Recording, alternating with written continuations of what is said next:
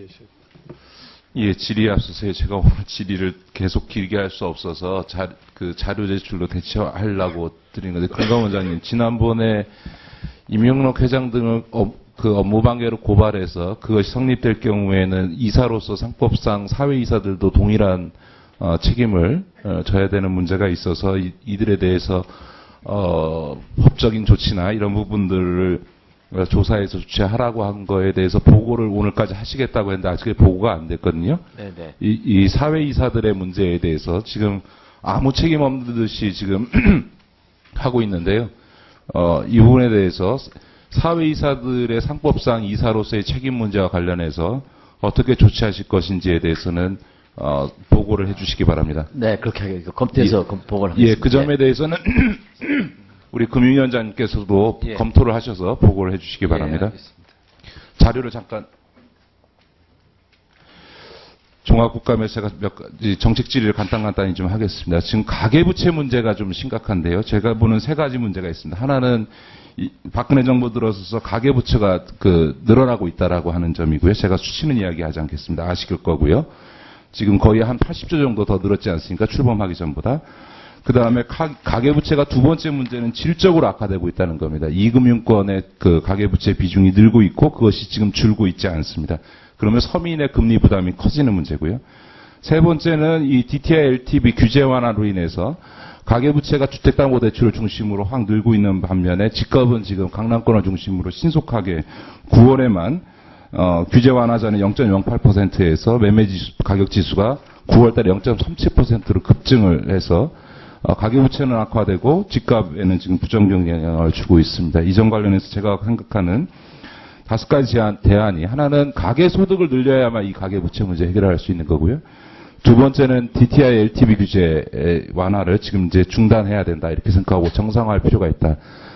세 번째는 2금융권 대출에서 1금융권 대출로 전환할 수 있도록 적극적인 대책이 필요하고 예를 들어서 중도상환 수수료를 인하한다든지 하는 2금융권 대출의 전환 부분들을 적극적인 정책으로 유도해야지 단순히 DTI LTV 규제 완화해가지고 1금융권 주택담보대출로 2금융권 신용대출 갚는다 이렇게 보기에는 통계 수치상 제가 오늘 시간을 줄이기 위해서 말은 안 하겠습니다만 그거보다는 오히려 신규 지금 신용대출 수요를 흡수하는 쪽으로 지금 이 DTI LTV 규제 완화에 따른 신규 추가 대출분을 활용하고 있다는 게 지금 통계적으로 확인되고 있기 때문에 적극적인 정책이 필요하고요.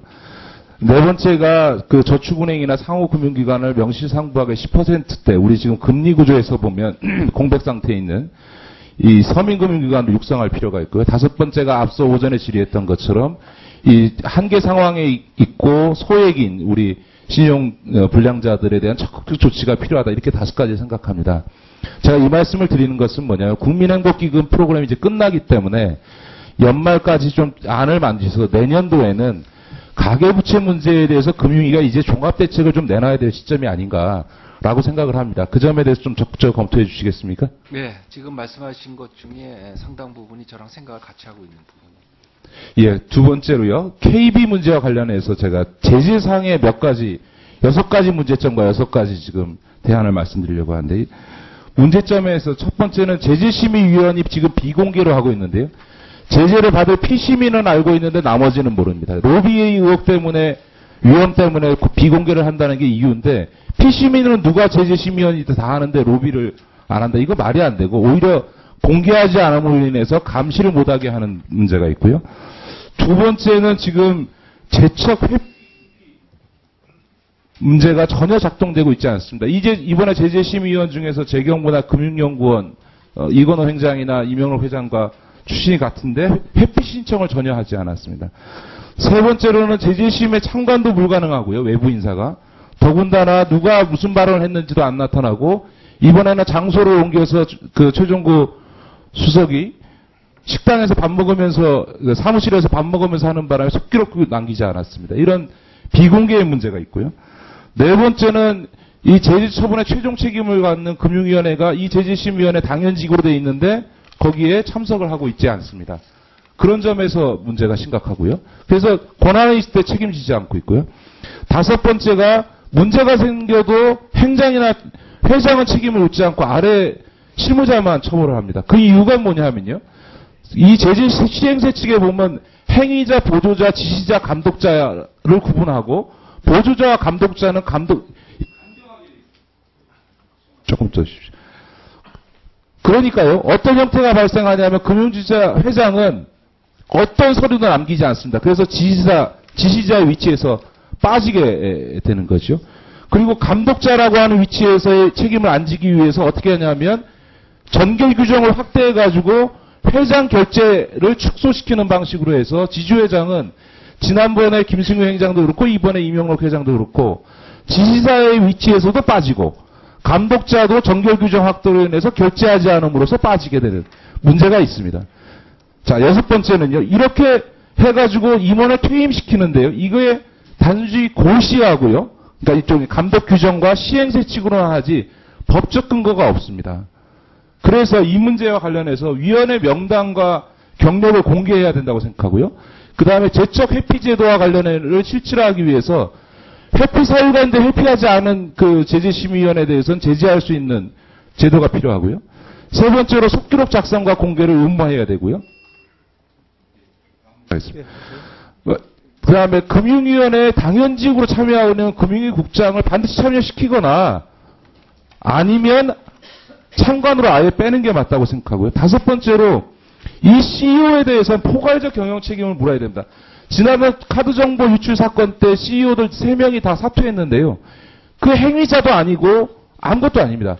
그러나 경영상에 있어서 발생한 책임을 지고 롯데카드나 이런 민간회사의 사장들, CEO들은 물러납니다.